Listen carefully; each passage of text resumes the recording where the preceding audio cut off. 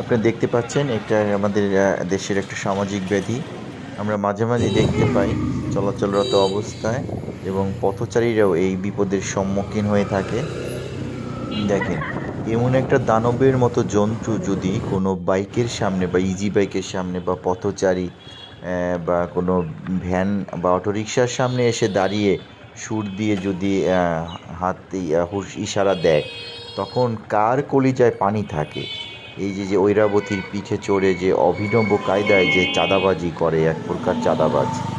এই চাঁদাবাজি সচরাচরই দেখা যায় এবং হচ্ছে দোকানের মধ্যে ঢুকে যায় টাকার জন্য এবং গাড়িগুলার গতিরোধ করে টাকার জন্য দাঁড়িয়ে যায়। এটা আসলে খুবই একটা অমানবিক একটা বিষয় এবং এই চরম একটা বাজে কাজের মধ্যে একটা কাজ, যেটা আমরা মাঝে মাঝেই দেখি যে এরকম মানে ওই দেখেন একটা বাইকের পিছনে একটা মেয়ে ছিল।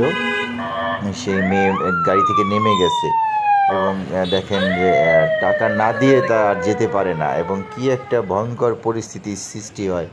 এটা আসলে খুবই অমানবিক একটা বিষয়।